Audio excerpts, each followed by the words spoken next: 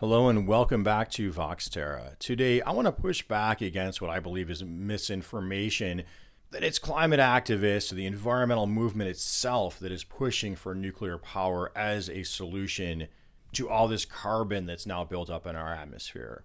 Instead, it's at best you got a little begrudging support for not decommissioning some of the existing nuclear power plants, but it's grudging support at best. Let me start with citing to you from a Natural Resource Defense Council or NRDC Council article titled Nuclear Power 101, How It Works, How Safe It Is, and ultimately how its costs outweigh its benefits. January 5 of 2022, so not that old. Let's start off with, and maybe I'll slip into some of my native accents to spice things up a little, how it works. Nuclear energy comes from the core of an atom. Atoms make up all matter. And within each atom is a nucleus, tightly packed core that holds protons and neutrons bound together.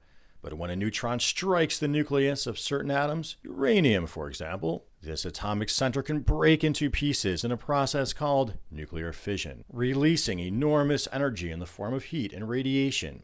So basically, most nuclear power plants are using uranium fuel rods. They're placed in the reactor core, and they're sort of the atoms are breaking into pieces by fission reactions, creating chain reactions. And if uncontrolled, the chain reaction can produce so much heat the nuclear core could melt down. So nuclear plants need to always be cooled using water, constantly pumping in water. Keep that in mind. Well, the energy released from this fission process in the nuclear plant is heating water, creating steam, and that steam then spins turbines around.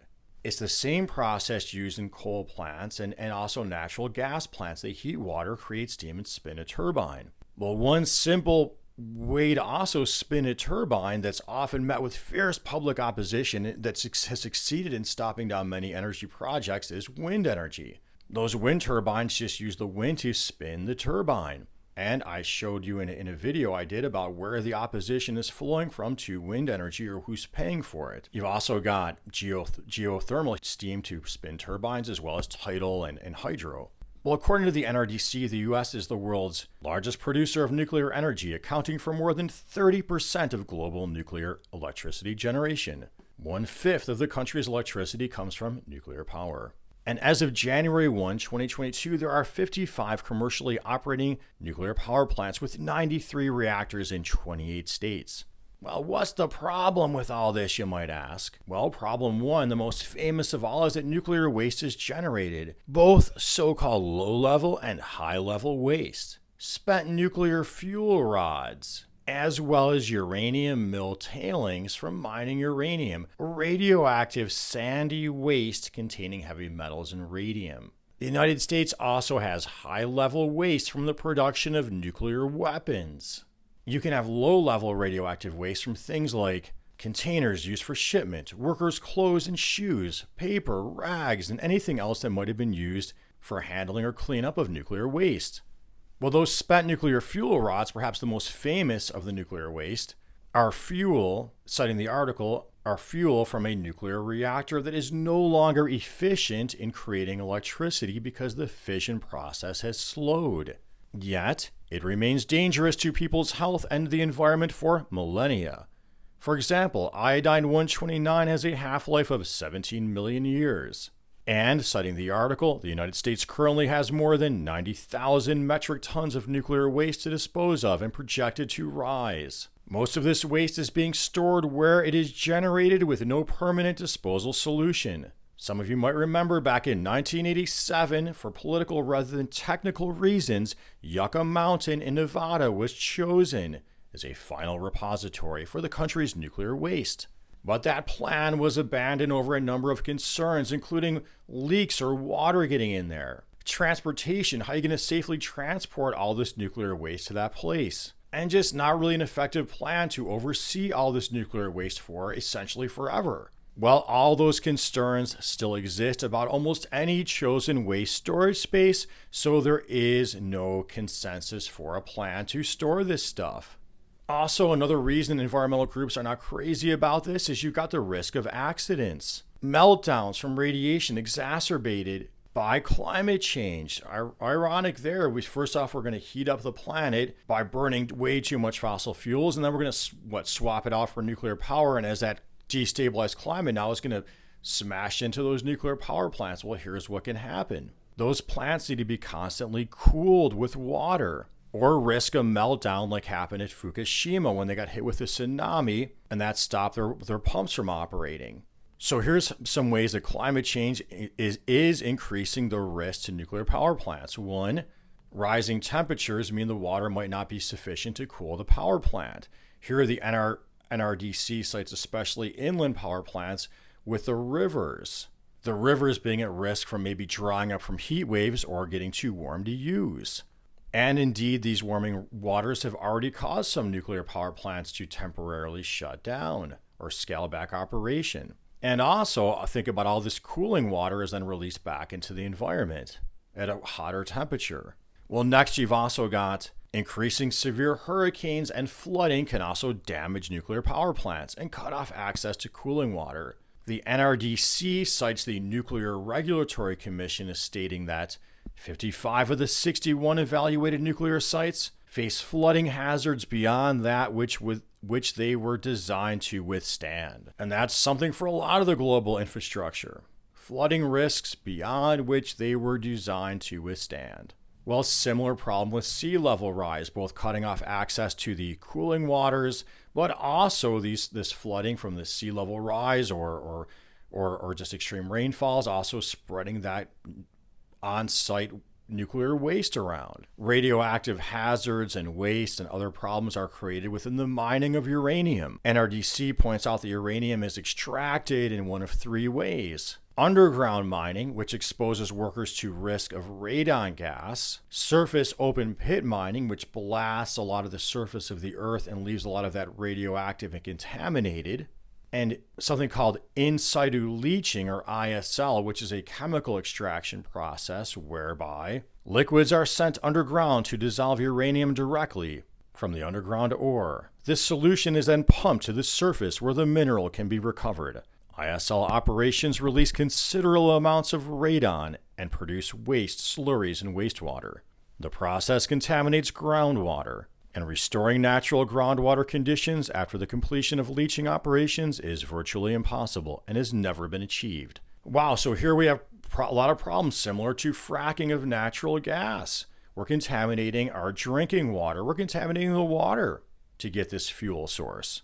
And the U.S. is already littered with thousands of abandoned uranium mines. And that's a similar problem we have with all kinds of toxic sites and mining operations. Just as poorly regulated environmental conditions, and also a problem with the private market, and that businesses can just go bankrupt and disappear, whereas the government doesn't have that option, but then the government gets lambasted as being inefficient because it can't just disappear. And the whole nuclear power plant itself is eventually going to become unusable and too radioactive, so I believe, but the article does cite the decommissioning problems. The Nuclear Regulatory Commission licenses them for 40 years, but then has room for extensions and further and continuing the extensions, which the NRDC seems to believe is putting us at risk also with these aging, more dangerous nuclear power plants. And the decommissioning of the nuclear power plant involves removing and safely storing spent nuclear fuel, decontaminating the plant to reduce residual radioactivity,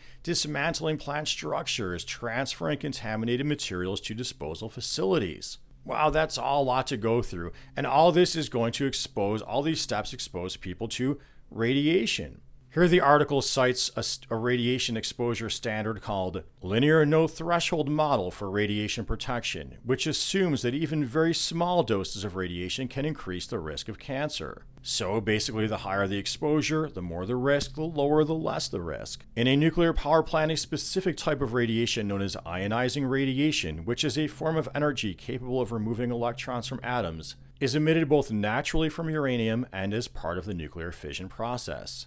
So here they have concerns about the workers and the people just working in the plant. But also in the case of accidents, there's going to be higher level exposure or simply somebody not handling the waste properly. There's acute radiation syndrome, which symptoms can include skin burns, vomiting, diarrhea, and possibly even coma.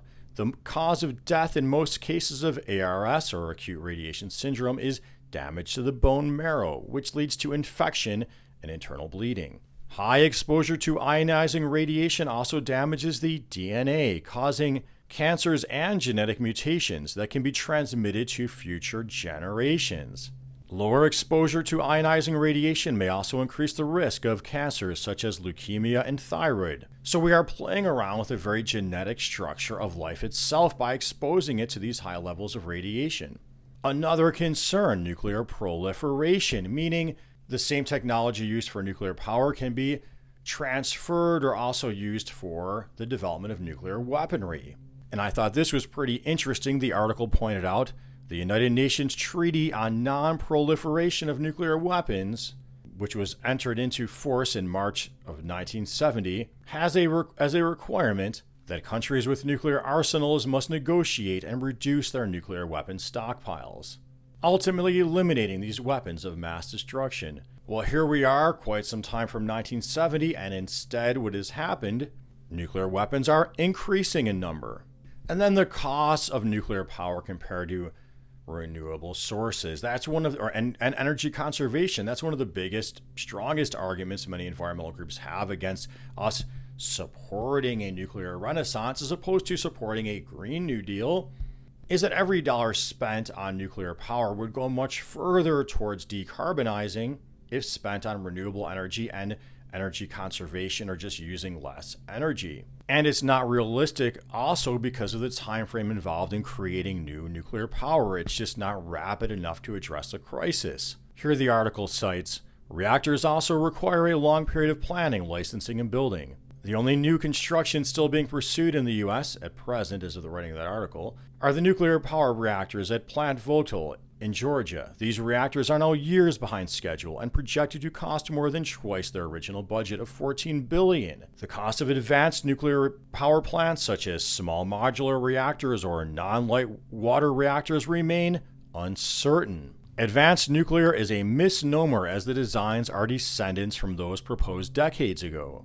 None of these nuclear reactor designs have been demonstrated, let alone licensed and deployed. All costs and development timelines are merely projections, and historically nuclear development has always cost more and taken longer than projected. So the point is, whether you agree or disagree, or you think these new modular reactors are the cat's meow, well, the Natural Resource Defense Council, an environmental group, an actual environmental group dedicated towards conserving our natural environment and pushing back against climate change, does not support it. The cost of decommissioning a nuclear power plant, the NRDC cites an average of $500 million per unit, but with the costs often going much higher. And real politics here, the NRDC points out that the U.S.'s Nuclear Regulatory Commission is now proposing to codify the weakest of rules for decommissioning reactors, setting the stage for inadequate cleanups and a lack of support for workers and communities. So the basic idea here is, well, hey, if it's so costly, you know what, we'll just weaken the rules. And not talked about a lot in this article, but the nuclear power industry is a heavily subsidized industry in the form of the insurance and also the handling of the waste. Well, what do most environmental groups support instead? Well, it would be a push for 100% renewable energy. And I've shown you in an earlier video that there have been articles out there, great studies done, like I believe it was Stanford, which was also cited in Scientific American, as well, about how we could get to that 100% renewable power grid using grid efficiency, meaning solar by day and wind by night, or energy storage solutions. But there's a lot of good brain power put out there to how to get to there, as well as energy conservation, just using less power. The NRDC claims that the cost of renewable is coming down all the time, and they compare the costs of the different sources. In 2021, nuclear ranges between $112 and $189 per megawatt hour. Solar costs between $36 and $44. Onshore wind between $29 and $56. And I don't believe those dollar figures factor in the cost of just storing this nuclear waste indefinitely or cleaning up after the accidents, cleaning up in quotes. They claim the International Energy Agency cites a study that says that offshore wind has the potential to generate more than 18 times the current electricity the entire world demands. But yet we see masses of the public just rising up to stop wind power time and time again, pushing us towards nuclear and natural gas.